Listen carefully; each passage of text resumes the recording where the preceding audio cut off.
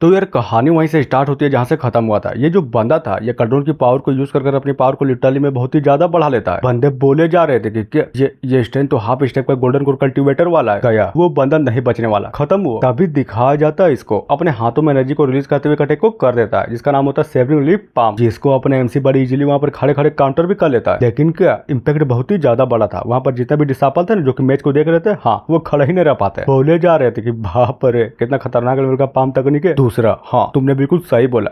लेकिन क्या स्ट्रेंथ सच्ची में half step golden core cultivator का है? अगर हाँ तो सच्ची में ये बहुत ही ज्यादा है। हम तो इसके सामने साला खड़े भी नहीं रह पा रहे। सीन चेंज होता है एमसी की ओर। उसके अटैक को अपनी तलवार पर थामते हुए बोल देगी चलो अब बारी है मेरी, यही परफेक्ट टाइम है। और ये बोलकर इसके अब तक की सबसे खतरनाक तकनीक एंडलेस फॉर्चून क्रिएशन आर्ट का यूज करता है। बोले जा रहा था कि चलो जल्दी करो मेरे लिए इसको डेबोर करो। और वही होता है उसकी जो एनर्जी थी ना, अपना MC endless Fortune creation art का यूज कर उसकी पूरी एनर्जी को डेबोर कर लेता है। बंदा चौका पड़ा था कि क्या ये क्या, आखिर ये क्या हो रहा है। और इतना बोलने के साथ ही हमें कल्ट्रोन को दिखाया जाता है जो कि धीरे धीरे कर अपने एमसी के द्वारा एब्जॉर्ब हो जा रहा था। जाओ बोलता है क्यों मेरा हाफ स्टेप का गोल्डन कोर स्पिरिचुअल एनर्जी एक मिड लेवल के फाउंडेशन बिल्डिंग वाले बंदे के द्वारा एब्जॉर्ब कैसे किया जा रहा है, क्यों हो रहा है, नहीं बताओ क्यों हो रहा है। आखिर इसके जैसा एक कचड़ा मुझे हरा नहीं सकता। और ये देखो अपने एमसी का जो डिमोनिक फ्लेम था इसके पूरे हाथों को ही कवर कर लेता है। बैठते हुए बोलता है कि साले कमीने कहीं के ये कौन सा कल्टीवेशन तकनीक है, ये तुम्हारा कौन सा डिमोनिक आर्ट है, इसे जल्दी से मुझसे दूर करो वरना मैं तुम्हें नहीं छोड़ूंगा। हमारा मेन कैरेक्टर बोलता है कि ओ माय गॉड तुम तो सच्ची में बहुत ही बड़े बेवकूफ हो। क्या तुम्हें नहीं पता कि हम अभी हेवन सेक्ट में और इस सेट का ओरिजिनल डिमोनिक आर्ट याद आया कुछ? जहाँ पर बात करें बंदे की तो अपने एमसी की बातों सुनकर पूरा कंफ्यूज था। और जैसे उसके हाथों को अपने करीब देखता है ना तो हाँ और कंफ्यूज। और होता क्या है एट द एंड अपना जो एमसी था उसके बॉडी के अंदर से उसके पूरे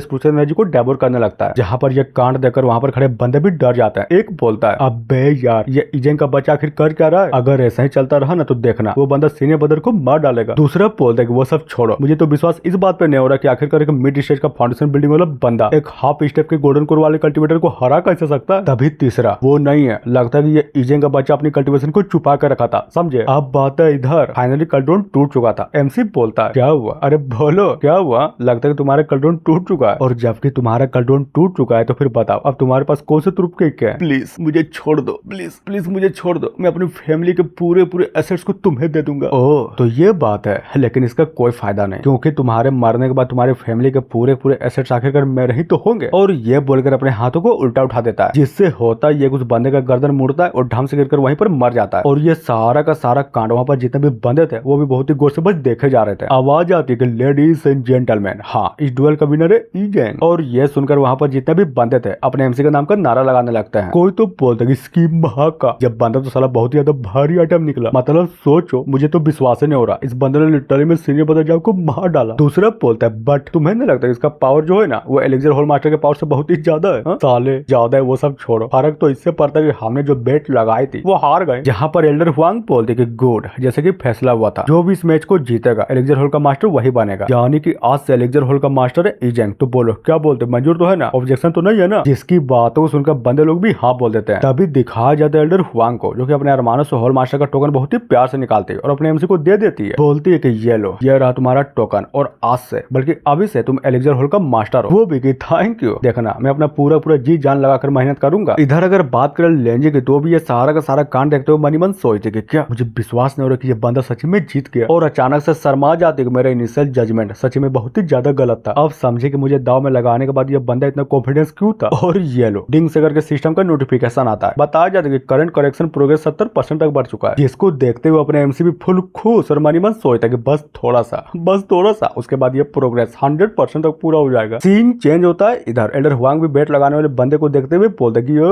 कहाँ चले, कहीं तुम भूल तो नहीं गए ना कि मैंने भी बेट लगाया था, याद रखना अगर कल तक जीत का इनाम मेरे दरवाजे पर नहीं पहुंचा ना तब तुम्हारी खैर नहीं। जिसे सुनने के बाद बंदा भी डर जाता कि हाँ पहुंच जाएगा, अरे पहुंच जाएगा, आप चिंता मत करिए, सुबह अरे मैं तो रात को ही पहुंचा दूंगा। गुड, ये हुई ना बात। तभी बोलती और बच्चे तुम थैंक यू मेरे इतना फायदा करवाने के लिए। कोई बात नहीं, वो आप ही थे जिन्होंने मुझ पर इतना विश्वास किया। जहाँ पर वो भी बहुत ही प्यार से अपने एमसी के कान के पास जाते हुए बोलती है तो ठीक है आज रात को मैं तुम्हारा एहसान जरूर चुकाऊंगी देखना। और ये बोलकर वहां से निकल जाती है कि चलो अब बाद में मिलते हैं। और ये चीज ये बोले कि उसकी हरकत को देखकर लेंजी भी पूरी तरीके से चिढ़ी पड़ी थी। अब बातें हैं रात में जहाँ पर लेंजी भी चिल्लाते हुए बोले जा रहे थे कि साले कमीने राक्षस कहीं के, मुझसे दूर रहा, मुझे छूना भी मत। हमारा मेन कैरेक्टर की क्या हुआ, हम दोनों तो दो बार कर चुके हैं ना। और वो सब छोड़ो, क्या तुम अपनी कल्टीवेशन को रिकवर करना नहीं चाहते? अगर नहीं चाहती हो तो बोल दो, मैं फिर भी तुम्हारे साथ जबरदस्ती ही करूंगा। जिसकी बात बातों को सुनकर लड़की तो रोने लगती है। बोले जा रहे थे कि ये सब कुछ मैं अपने मास्टर को बचाने के लिए कर रही हूँ और किसी के लिए भी नहीं। अपना मेन कैरेक्टर सोचता है कि हाँ मैं अभी भी बहुत ही ज्यादा कमजोर हूँ। यहाँ पर जाओ के कल्टीवेशन मेथड को अगर मेरे द्वारा कंट्रोल नहीं किया गया होता ना तो मैं हाफ स्टेप के गोल्डन कोर वाले कल्टीवेटर के सामने अब तक मर गया होता, जिंदा ही न बचता। करना पड़ेगा, कुछ तो करना पड़ेगा, चाहे कुछ भी हो जाए मैं अपनी पावर को इंक्रीज जरूर करूंगा। और ये बोलकर ये देखो पेलमपाली में लग जाता है। जहाँ पर वो एक तरफ ठोके जा रहा था तभी अचानक से आवाज आती है कि ओ